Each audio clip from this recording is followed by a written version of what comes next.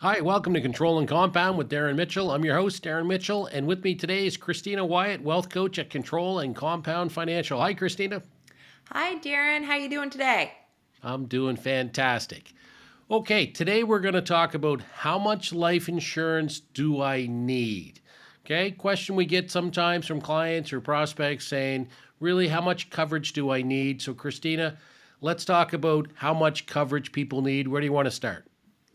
I think that we should start with what they call a needs analysis. So something that you might have heard if you've purchased term insurance or any type of insurance in the past, working with an insurance advisor, or if you even Google. If you go online and you Google and look up how much life insurance do I need, you may find a needs analysis is what they call it.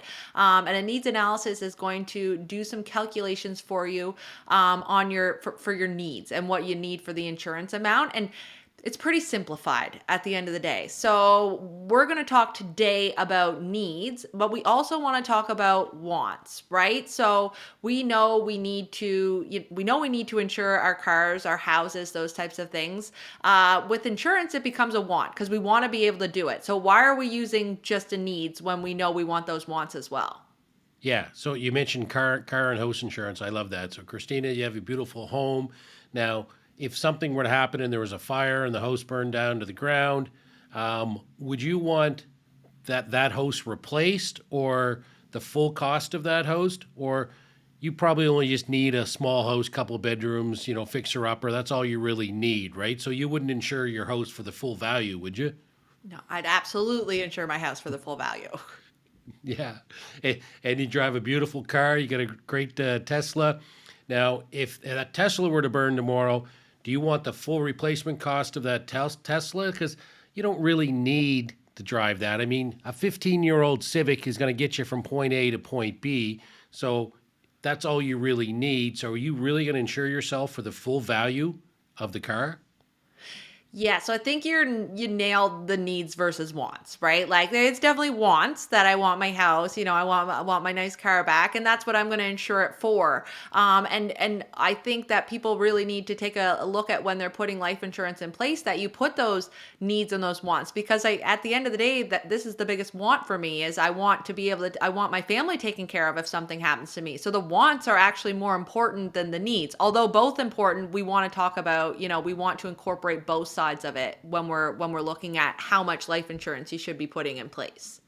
Yeah, it always amazes me as an industry when, if somebody's going to insure their house because it's a very valuable asset for the full amount, someone's going to insure their car, a $50,000 asset for the full amount.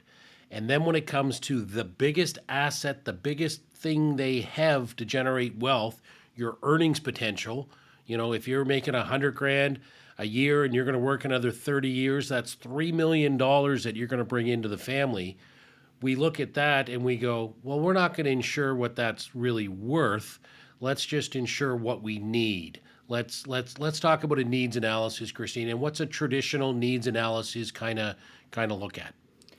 So, when you're doing a needs analysis, one of the first things you're going to see is your mortgage amount. So, that's a big one. We all know it. If something happened to your spouse, you'd want, or your family member, you'd want that mortgage paid off. So, you're going to see the mortgage line, what's owing on your mortgage. You're going to see any additional debts. You're going to see final expenses, taxes that might be owed, business loans, different things like that. Needs, be things that are outstanding there that you'd want to have fully paid off if something happened to you. That's what you're going to see on the Yeah. needs analysis.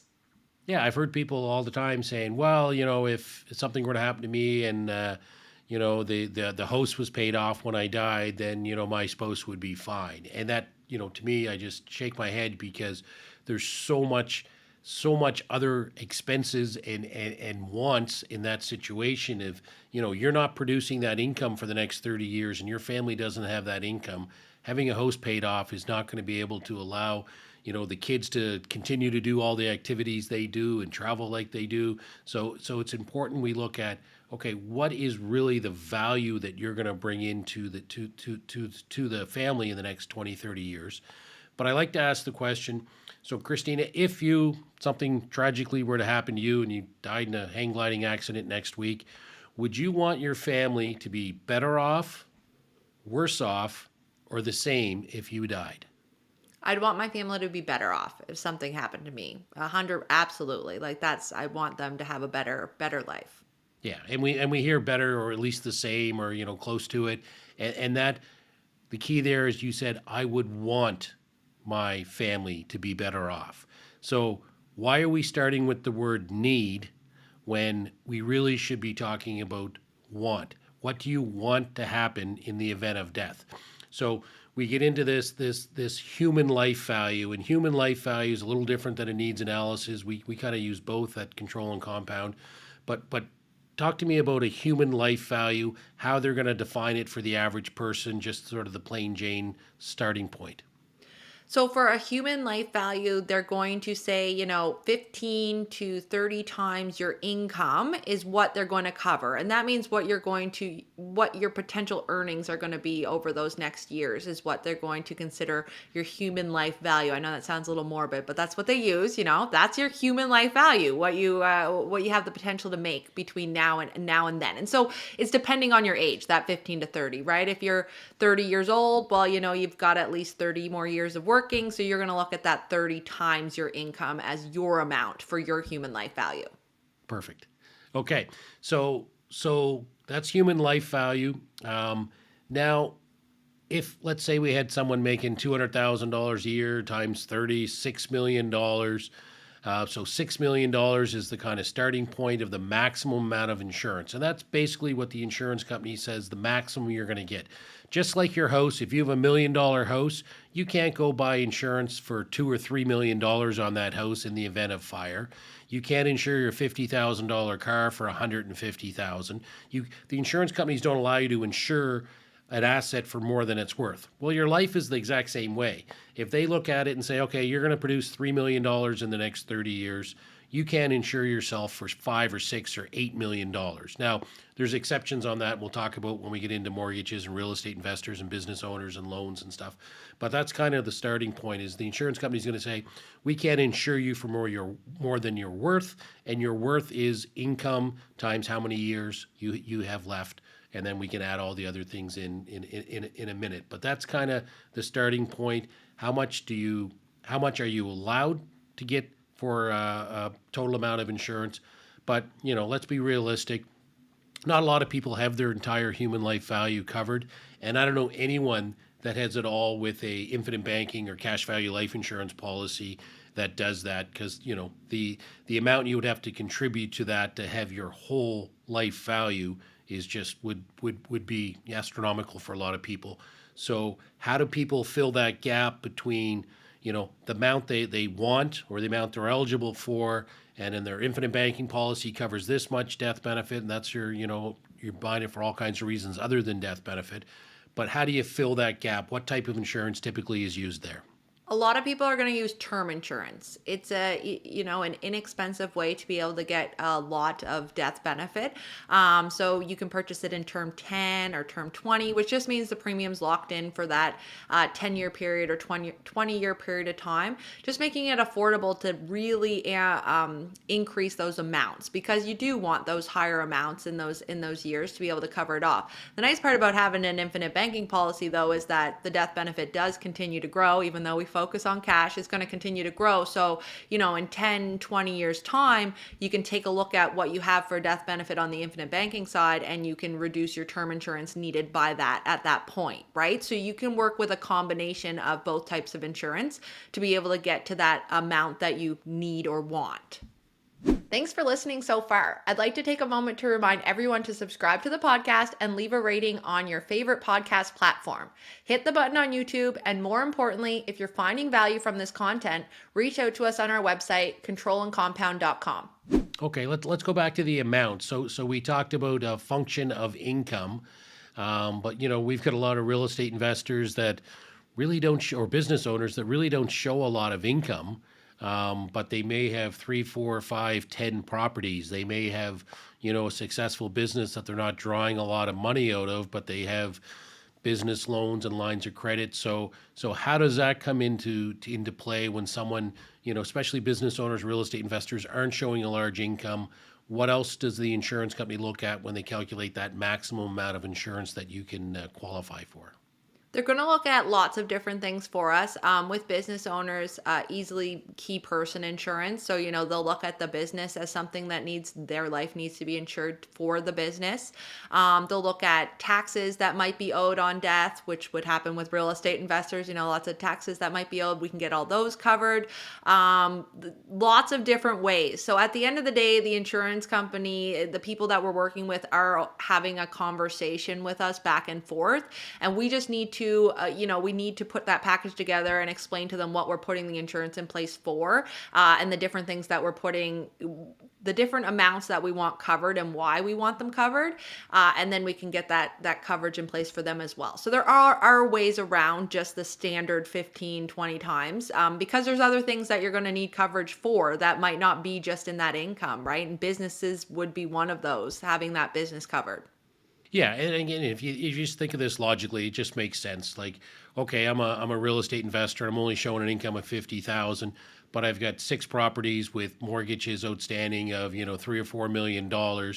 Well, again, the insurance company is going to look at that and say, okay, well, this person has assets, they have liabilities, so we're going to look at that as well. So, it's not very often that we have any difficulty because part of our role is to build that case to the insurance company to justify, this is why we're applying for this much insurance and this is why it makes sense.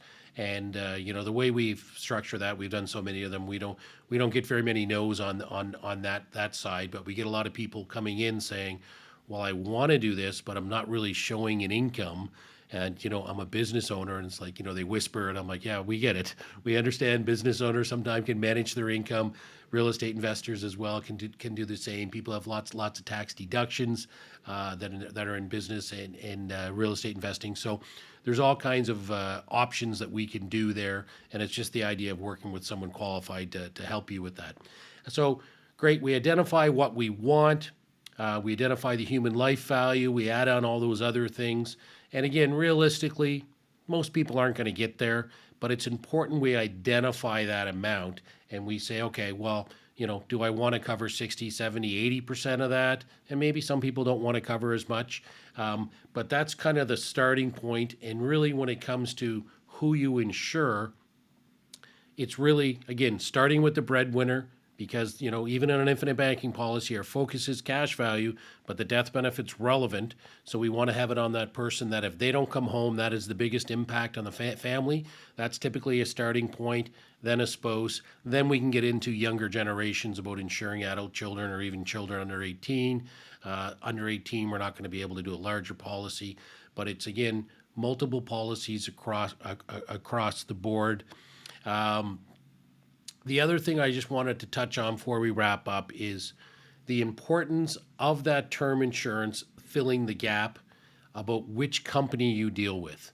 So a lot of times we talk to people and they go, great, we have some term insurance. And we're like, okay, where's your term insurance? And they're going to name XYZ company. And we're like, okay, well, great, the term insurance works. If you die, it's going to pay.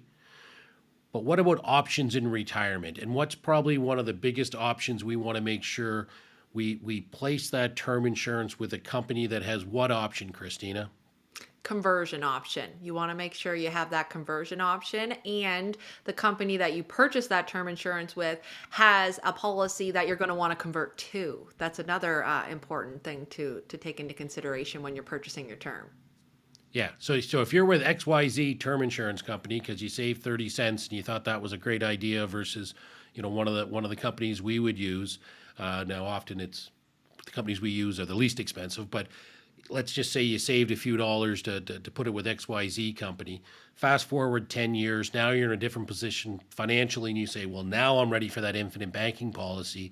But now maybe you don't want to go through a medical, you're a little nervous, high blood pressure or cholesterol or diabetes, something crept up that you're not really sure.